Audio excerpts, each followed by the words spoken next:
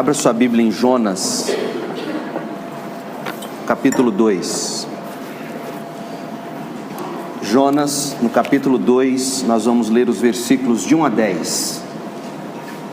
Jonas 2, de 1 a 10. Eu chamo a sua atenção para esse texto, para pensarmos sobre o tema correndo para Deus. Dentro do peixe, Jonas orou ao Senhor, o seu Deus, e disse: em meu desespero clamei ao Senhor e Ele me respondeu. Do ventre da morte gritei por socorro e ouviste o meu clamor. Jogaste-me nas profundezas, no coração dos mares. Correntes formavam um turbilhão ao meu redor. Todas as tuas ondas e vagas passaram sobre mim. Eu disse: fui expulso da tua presença. Contudo, olhei de novo para o teu santo templo. As águas agitadas me envolveram, o abismo me cercou, as algas marinhas se enrolaram em minha cabeça. Afundei até chegar aos fundamentos dos montes. A terra embaixo, cujas trancas me aprisionaram para sempre, mas tu trouxeste a minha vida de volta da sepultura. Ó Senhor meu Deus, quando a minha vida já se apagava, eu me lembrei de ti, Senhor, e a minha oração subiu a ti, ao teu santo templo. Aqueles que acreditam em ídolos inúteis desprezam a misericórdia, mas eu, com um cântico de gratidão, oferecerei sacrifício a ti. O que eu prometi cumprirei totalmente. A salvação vem do Senhor. E o Senhor deu ordens ao peixe, e ele vomitou Jonas em terra firme. Essa é a palavra do Senhor, amém.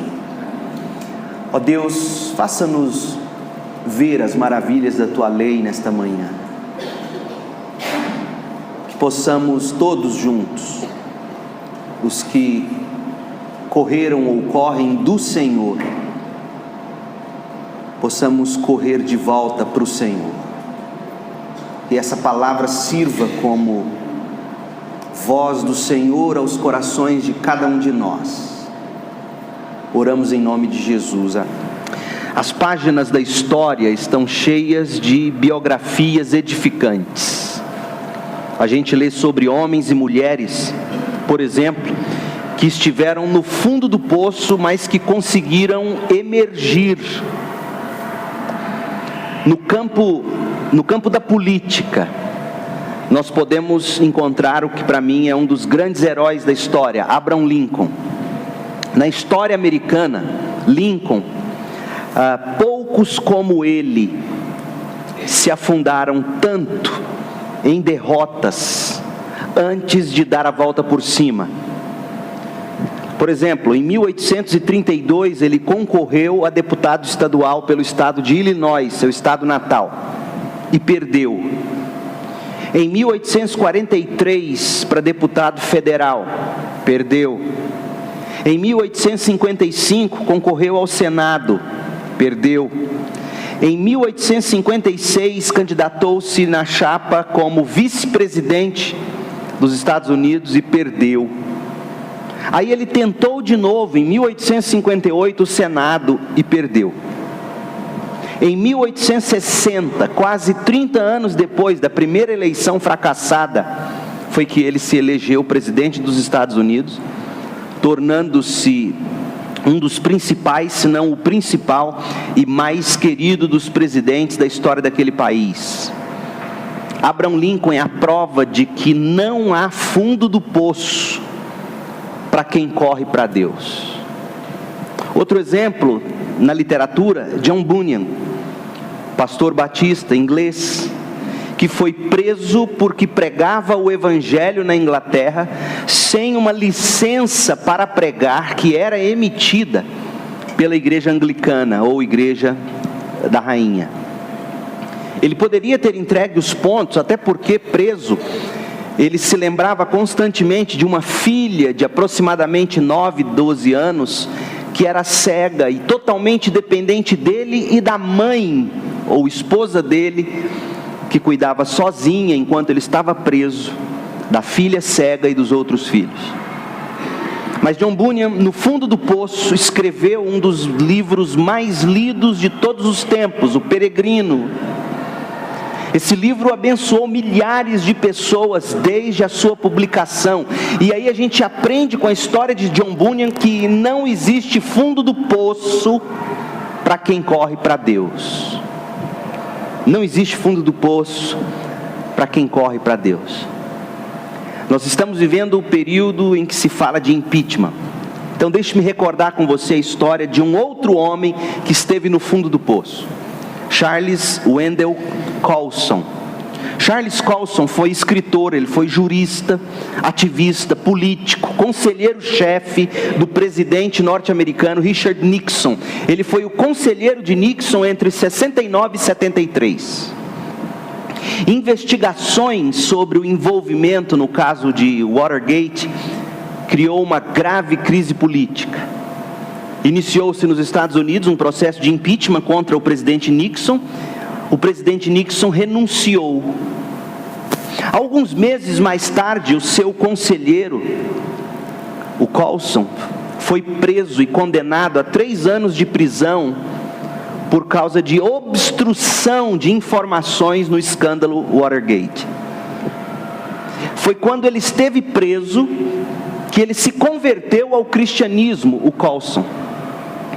E aí ele depois foi solto incondicional, e a partir do momento em que ele foi solto, ele se dedicou a promover assistência social e espiritual para presidiários e criou um dos principais ministérios cristãos que ainda hoje está em funcionamento nos Estados Unidos, Prison Fellowship Ministry. O Chuck Colson, como é conhecido, prova para nós que não há fundo do poço para quem corre para Deus. E aí você olha para a Bíblia, você vê José do Egito, você vê Jeremias, você vê Daniel, você vê o próprio Senhor Jesus Cristo. Conquanto para muitos estivesse no fundo do poço, ensinaram com suas vidas que não existe fundo do poço para quem corre para Deus. O nosso herói tem sido Jonas. Jonas também demonstra isso. Não há fundo do poço para quem corre para Deus. Quando você lê o capítulo 1 de Jonas, você vê como é que Jonas foi parar no fundo do poço. Deus chamou Jonas para pregar a grande cidade de Nínive.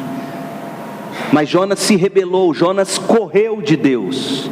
Jonas correu do chamado de Deus. Jonas correu da palavra e da presença de Deus. E todas as consequências dessa tragédia a gente estudou na semana passada. Mas o que vale ressaltar nessa manhã é que Jonas foi lançado ao mar, enfurecido. Jonas 1,15.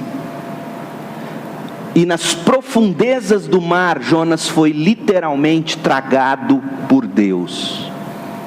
Jonas 1,17 diz que o Senhor fez com que um grande peixe engolisse Jonas, e Jonas ficou dentro do peixe 3 dias e 3 noites. Tragado pela graça de Deus. Nem sempre a forma que Deus usa para nos tragar e nos trazer de volta à vida é a forma como a gente acha mais agradável, não é verdade? Mas Deus tem suas maneiras de nos tragar em amor e nos preservar. Durante 3 dias e 3 noites, Jonas ficou sendo centrifugado naquela entranha mal cheirosa do grande peixe. 3 dias e 3 noites o gigante marinho nadava prazerosamente pelas profundezas do mar Mediterrâneo. E Jonas no fundo do poço. 3 dias e 3 noites. Como um gatinho que você joga dentro de uma máquina de lavar, aquelas que giram em tambor, e você fica assistindo no vidro, ele rodando para lá e para cá, para lá e para cá, para lá e para cá. E aí nós lemos em Jonas 2,10 que o Senhor deu ordens ao peixe, depois de 3 dias e 3 noites, e o peixe vomitou Jonas em terra firme. Quando ele cai na praia, ele cospe a água salgada, limpa as algas do rosto, suspira fundo e escuta a palavra de Deus que diz, Jonas 3, versículo 1, a palavra do Senhor veio a Jonas pela segunda vez, com esta ordem: vá à grande cidade de Nínive e pregue contra ela a mensagem que eu lhe darei. Eu gosto dessa expressão, a palavra do Senhor veio a Jonas pela segunda vez. Quem corre para Deus não fica no fundo do poço. Você que me ouve pode estar no fundo do poço. Num auditório como esse pode haver pessoas que estejam buscando escape. Pessoas que estavam correndo de Deus e que foram parar num abismo profundo. É como se agora a sua vida estivesse sendo centrifugada na barriga do grande peixe. Você se sente preso ou presa, nauseado. Afinal de contas, quem é que aguenta viver sendo jogado de um lado para o outro, para cima e para baixo? Você deve estar se sentindo apavorado, tudo está de cabeça para baixo, nada para em pé. E o mundo desmoronou para você. Se esse é o seu caso, você se encontra no mesmo peixe que Jonas. E tantas vezes a gente vai parar na barriga desse peixe. E geralmente o Senhor nos mantém nesse estado, na barriga do grande peixe, durante o tempo que for necessário para a gente aprender algumas coisas. Para Jonas levou 3 dias e 3 noites até ele aprender que quem corre para Deus não fica no fundo do poço. Quem corre de Deus cai lá, mas quem se volta para Deus não fica lá. E enquanto estiver lá estará aprendendo lições valiosas. Então nessa manhã a pergunta é a seguinte: de que forma Jonas correu para Deus? Nós já vimos que ele correu de Deus, as consequências, já falamos sobre o chamado de Deus. Agora ali ele está no ventre do peixe, sendo centrifugado. Talvez você, como eu já disse, também esteja assim. Como é que se corre de volta para Deus? Há 4 lições, ou 4 atitudes que Jonas nos ensina: orar, reconhecer, agradecer e perceber. Orar, reconhecer, agradecer e perceber. Tudo isso Jonas aprendeu em 3 dias e em 3 noites, dentro da barriga do grande peixe. Em primeiro lugar, quem corre para Deus, ora. Não há outra forma de se correr para Deus, se não for orando. Agora é preciso que a gente afirme uma verdade triste sobre nós, a nossa natureza. Irmãos, nós não temos disposição para orar. Disposição para orar não é uma atitude natural para o ser humano. Sabe por quê? Oração é suspiro de vida. Oração é fôlego de vida da alma. E boa parte da alma da gente já está necrosada pelos efeitos do pecado mortificador. Essa é que é a verdade. Nós não somos homens e mulheres que oram com disposição natural. Assim como os mortos não respiram, pecadores não oram naturalmente. Jonas não era diferente. Você vai ler o capítulo 1 de Jonas inteirinho e não vai encontrar o profeta de joelhos orando. Pelo contrário, você vai ver Jonas correndo da palavra, correndo da presença, caindo num sono profundo, conforme diz Jonas 1:5, roncando literalmente ali debaixo, escondido. Talvez na esperança de morrer dormindo e não ter que continuar lidando com um sentimento horrível de fugir de Deus. Os pagãos começam a orar, diz o texto de Jonas 1, a partir do verso 5 e no verso 6. Eles oram, e não somente oram, como também vão atrás de Jonas e dão uma bronca em Jonas e diz: Jonas, por que você não está orando? E aí Jonas poderia dizer: porque orar não é uma disposição natural para o ser humano. A alma da gente está em várias de suas partes necrosada, morta, sem movimento. Agora, as coisas apertaram para Jonas. Jonas foi parar dentro do peixe. Jonas 2, versículo 1. E a Bíblia diz que dentro do peixe Jonas orou ao Senhor, o seu Deus. Jonas voltou a viver. Jonas suspirou fôlego de vida. Jonas, orando, correu para Deus. É isso que a gente aprende. Algumas perguntas importantes para a gente responder. Primeira, quando foi que Jonas orou? O próprio texto nos diz que de dentro do peixe Jonas orou. Verso 2: em meu desespero clamei ao Senhor. Quando foi que Jonas orou? Jonas orou na hora do desespero. Sabe o que o texto está me dizendo? Sabe o que o texto está dizendo a você e a nós? O texto está dizendo que Deus precisou forçar Jonas a orar. Deus muitas vezes nos força a orar. Você ora naturalmente? Ou você precisa ser forçado a orar? Irmãos, a gente não pode ter vergonha de admitir que na maioria das vezes nós oramos porque somos forçados. O que te faz orar? O que fez Jonas orar foi o desespero. O sofrimento foi o fórceps que Deus usou para extrair do coração de Jonas uma palavra de oração. E Deus usa como fórceps tantas vezes sofrimento, filhos que se desviam, doenças que nos abatem, problemas financeiros, crises nacionais como a que estamos vivendo, luto, enfim. Deus vai usando barriga de grande peixe para nos fazer orar. Infelizmente, na hora do desespero, muita gente resiste e não quer orar. É gente orgulhosa que pensa que está fazendo favor para Deus quando dizem assim: eu não orei antes, e agora que eu estou colhendo as consequências, para que eu vou incomodar Deus com as minhas orações? Eu tinha que ter orado antes. Aliás, tem crentes que até diz isso sobre outro. Você não orou antes, para que vai orar agora? Agora aguenta. Quem pensa assim, quem diz isso, não conhece o coração amoroso de Deus.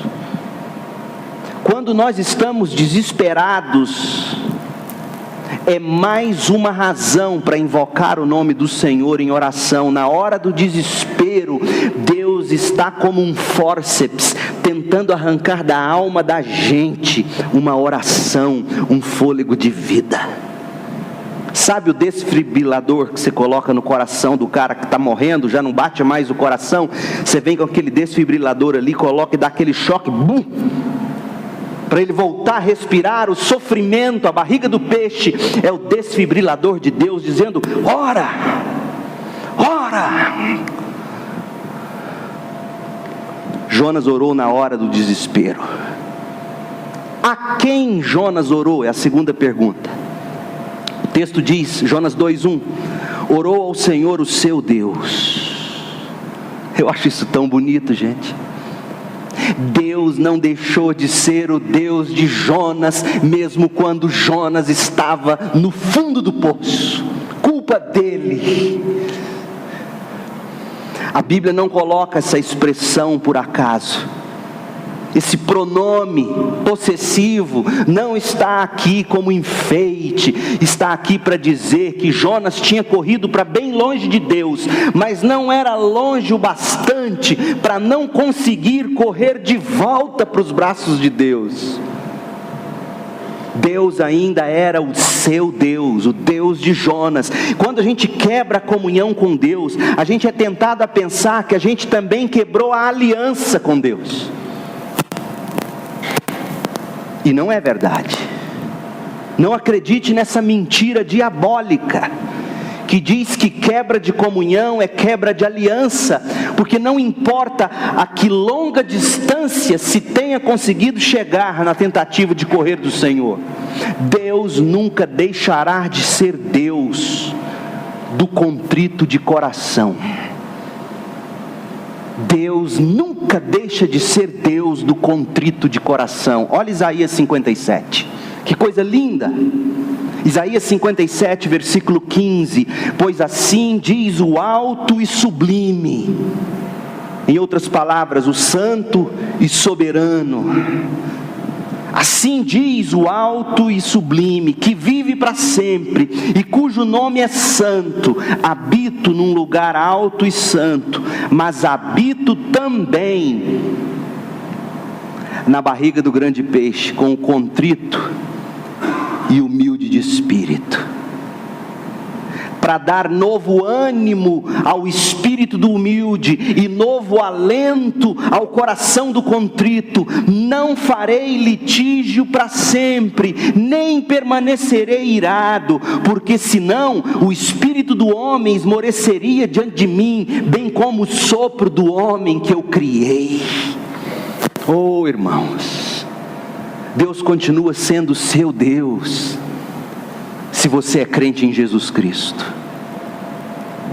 O que se espera então é que você ore ao seu Deus na hora do desespero. A boa notícia do Evangelho é que se você é filho de Deus, Ele ainda é seu Deus. Jonas orou ao Senhor, o seu Deus. Você também pode. Terceira pergunta: o que Jonas orou? Quando ele orou? Na hora do desespero. A quem ele orou? Ao Deus dele.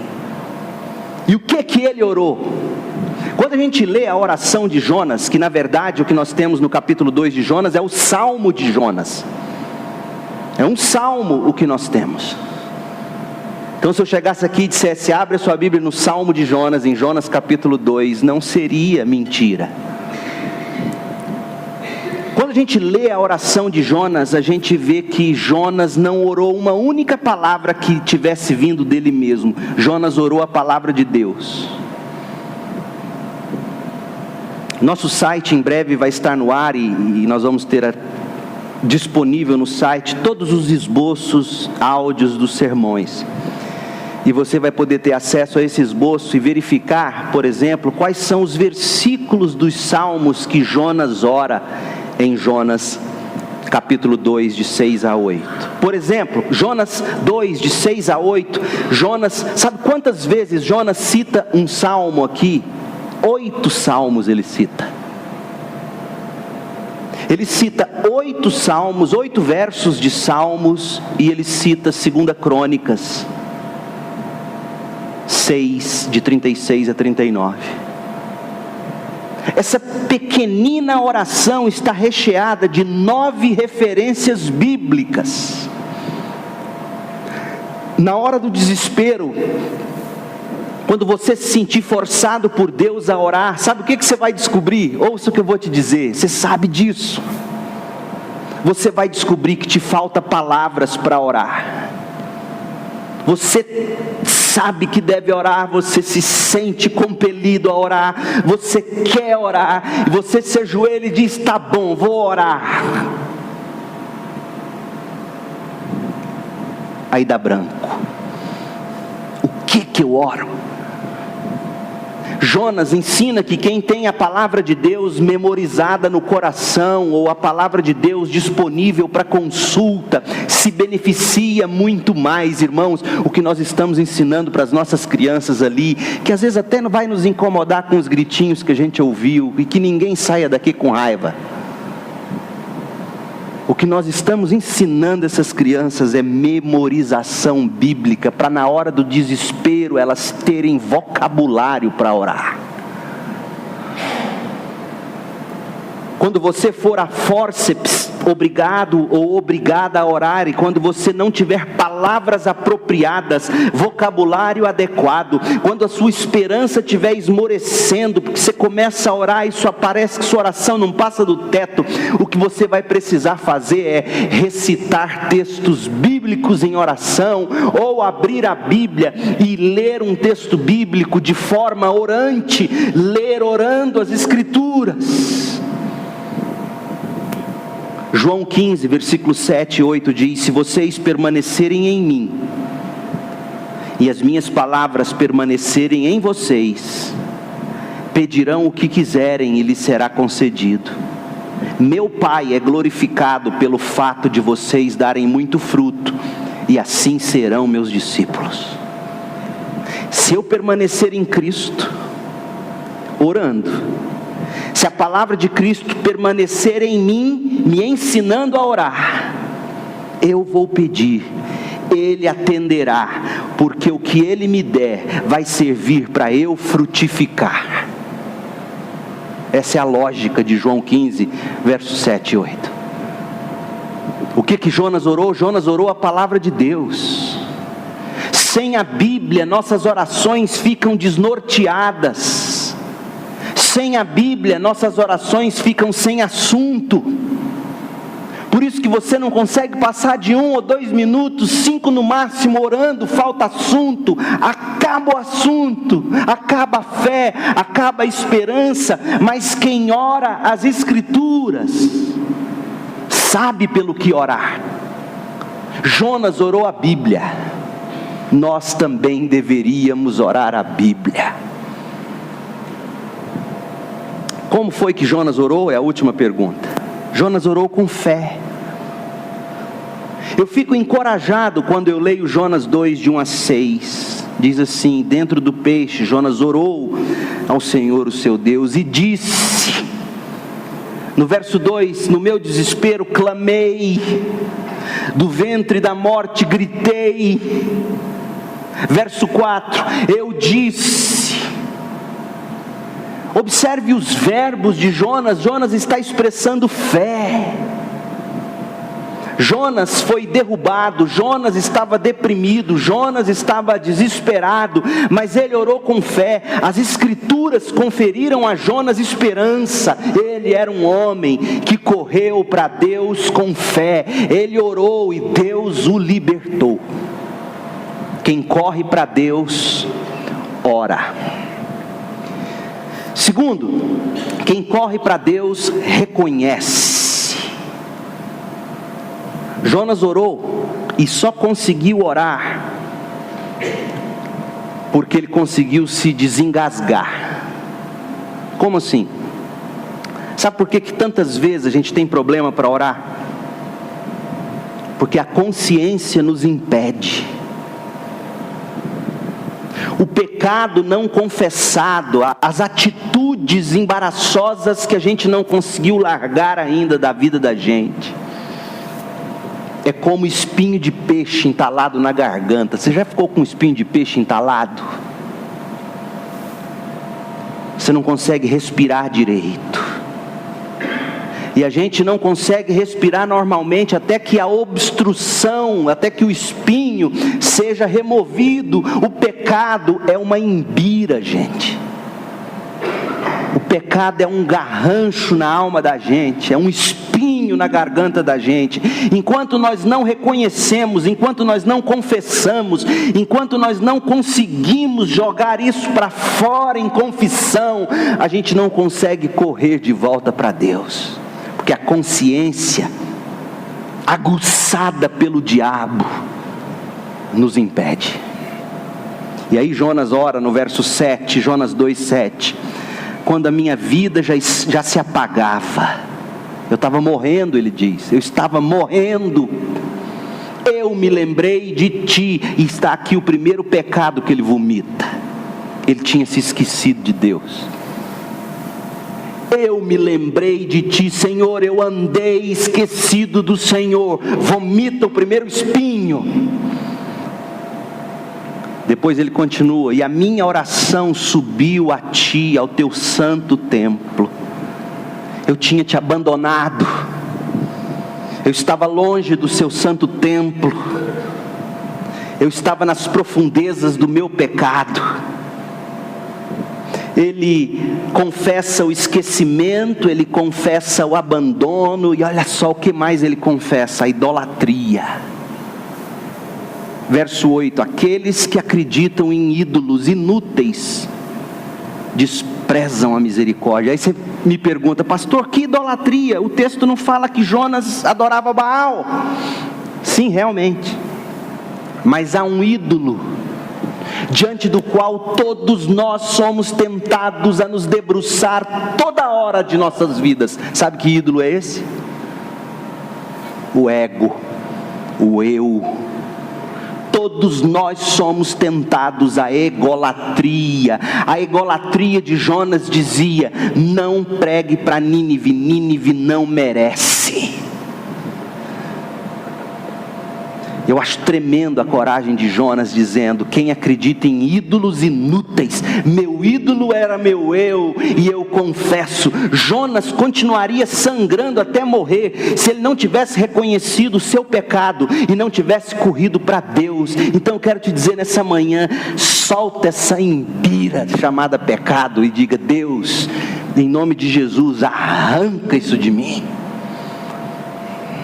C.S. Lewis, no livro Cristianismo Puro e Simples, falando sobre o homem que quer ser moderninho, progressista, ele diz algo que é inesquecível. Ele diz assim: todos queremos progresso na vida, mas se você está na estrada errada,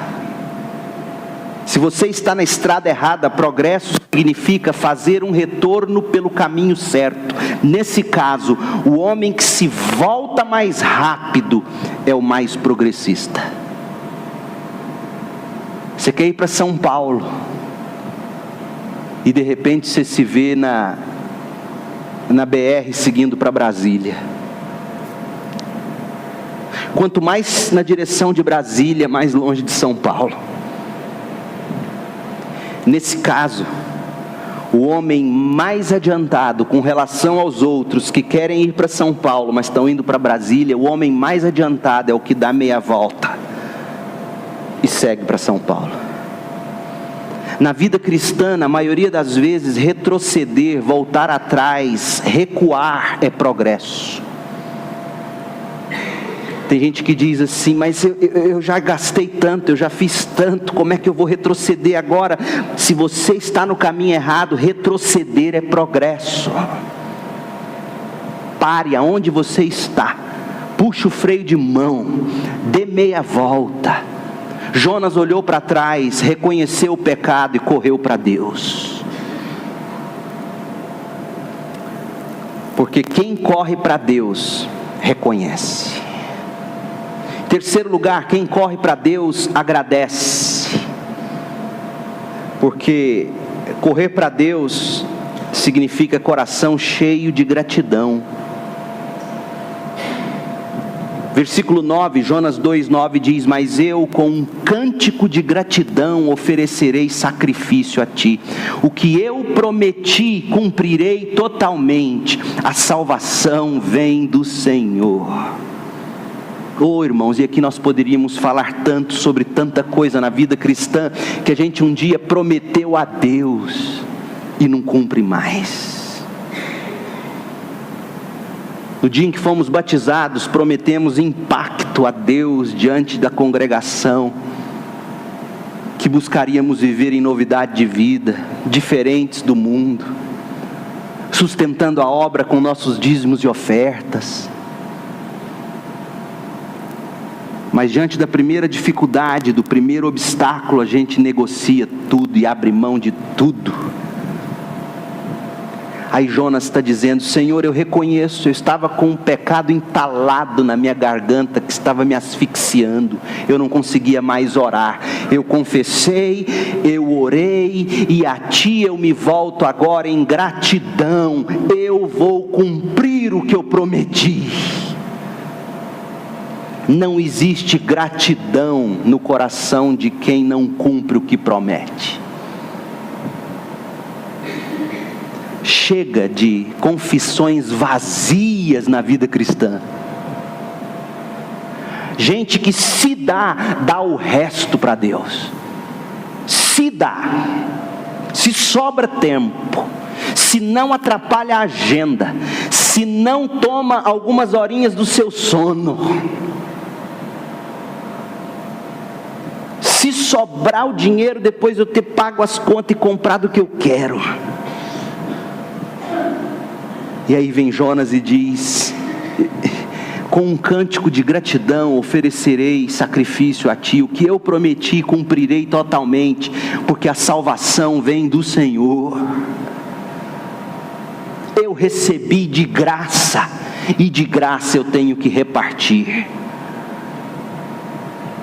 Grato pela segunda chance, grato pela salvação, grato pelo ministério que Deus tinha dado para ele, Jonas agora segue a vida. Porque a gratidão é a prova cabal da fé. Não há fé num coração que não é grato, saiba disso. Pode haver convencimento, fé não. Olha o que diz o Salmo 50, 23. Quem me oferece sua gratidão com sacrifício, honra-me, e eu mostrarei a salvação de Deus ao que anda nos meus caminhos. Gratidão é sinônimo de andar nos caminhos. Lembra que os Salmos é escrito numa forma poética chamada paralelismo, onde a segunda frase complementa a primeira, e a primeira frase diz: quem me oferece sua gratidão com sacrifício, honra-me. E o que é oferecer gratidão como sacrifício? A frase seguinte explica: andar nos meus caminhos. Murmuração é sintoma de quem corre de Deus. Tem que fazer isso, tem que fazer aquilo. Murmuração é sintoma de quem corre de Deus. Deus quer salvar Nínive. Agora, gratidão é marca de quem corre para Deus. A salvação vem do Senhor, diz Jonas. E a última coisa: quem corre para Deus percebe. Quem corre para Deus ora. Quem corre para Deus reconhece. Quem corre para Deus agradece. Quem corre para Deus percebe. Verso 9, Jonas 2:9. Mas eu, com um cântico de gratidão, oferecerei sacrifício a ti. O que eu prometi, cumprirei totalmente. A salvação vem do Senhor. O que Jonas percebeu? Jonas percebeu que só Deus poderia socorrê-lo do desespero. Não adiantaria ele querer dormir. Não adiantaria ele querer começar a vida lá longe. Como muita gente pensa que a solução é abandonar tudo aqui, por exemplo, e ir para os Estados Unidos tentar a vida. Vivi 4 anos lá, vendo muita gente achando que abandonar tudo aqui e ir para lá era ter chance de recomeçar, e deram com o burro na água. E muitos, por orgulho, até hoje não dão o braço a torcer de que estão com o burro na água afogado,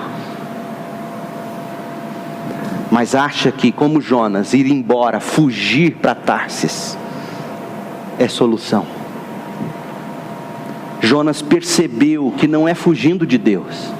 Jonas percebeu que não é dando jeitinho. Jonas percebeu que não é simplesmente mudando de roupa, ou de ares, ou de amigos, ou de igreja. Jonas percebeu que o que ele precisava era clamar ao Senhor. E na hora que ele reconheceu, agradeceu, percebeu tudo isso em oração, sabe o que aconteceu? Verso 10: e o Senhor deu ordens ao peixe, e ele vomitou Jonas em terra firme. Sabe o que eu acho mais tremendo? Jonas limpa, cospe o sal. Me lembro até hoje, 5 anos de idade, fui para Santos com minha avó Oscarina, mãe do papai. caipira, 5 anos, na praia, morrendo de sede. Aí a vovó Carina maldosa, brincando, falou assim: corre o tanto de água, corre lá e bebe. Você acredita que eu saí correndo, meti a mão na água e bebi aquela água? E saí tossindo. Jonas cospe o sal. Jonas limpa as algas da cara. Suspira e fala: ufa, Deus me salvou dessa, agora eu vou seguir a vida do meu jeito. Aí Deus aparece para ele no capítulo 3 e fala assim: Jonas, vamos cuidar de Nínive agora. É como se Deus dissesse: Jonas, você não tem tempo para ficar alegre não. Você vai ter que enfrentar aquilo do que você tentou correr até agora. Deixa eu te dizer uma coisa: você não vai conseguir recomeçar sua vida enquanto você não encarar de frente o que Deus tem dito a você e você tem fugido. Jonas percebeu, e quando ele percebeu, ele orou, ele reconheceu o pecado, ele agradeceu, e aí Deus jogou ele em terra firme de novo. Então a pergunta que eu te faço nessa manhã é: você correu de Deus? Continua correndo? Você está no fundo do poço, está sofrendo. E a terceira pergunta é fundamental: até quando você pretende ficar aí? Deus vai te deixar aí enquanto você não aprender. Agora deixa eu dizer uma coisa: a juventude é o momento mais perigoso na vida do ser humano, porque a juventude é repleta de enganos enquanto a gente corre de Deus. A juventude, ela nos entorpece com seus encantos, com suas mentiras. Ela infla o nosso ego de uma maneira que a gente não ouve Deus nem ninguém, e faz um monólogo religioso e chama de oração, e continua, vai longe na vida, até chegar lá na frente, 40 anos geralmente, 30 e pouco, aí dá de cara com a realidade, aí vem depressão, pânico, crise no casamento, porque passou a vida inteira fugindo de Deus, se entorpecendo, sendo centrifugado na barriga do peixe e achando que isso era uma vibe massa, legal. Aí dá de cara com a vida.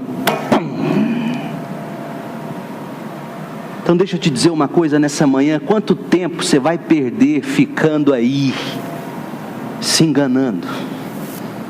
Até quando você vai fugir de Deus?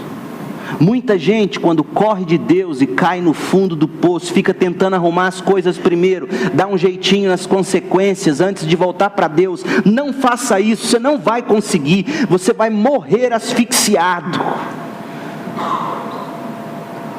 Não há fundo do poço para quem corre para Deus. Esse buraco nos ensina a orar, reconhecer, agradecer e a perceber. Então pare com a greve de silêncio, ore, pare de se justificar, reconheça. E se alguém colar em você se justificando, seja crente, diga em amor: para de murmurar, reconheça o seu pecado, agradeça a Deus a chance de recomeçar, e veja a perspectiva de Deus. Corra para Deus e volte a pisar em terra firme. Eu me lembro da parábola do filho pródigo. Abandonou o pai, machucou o coração do pai, pegou o que lhe cabia por herança, deu de cara com o mar agitado, caiu na barriga do grande peixe, ficou remoendo, até que um dia caiu em si, levantou-se e foi para o seu pai. E quando ele chega e vê o pai, ele vê que o pai de longe o esperava e o abraçava. Nessa manhã, você precisa voltar para Deus.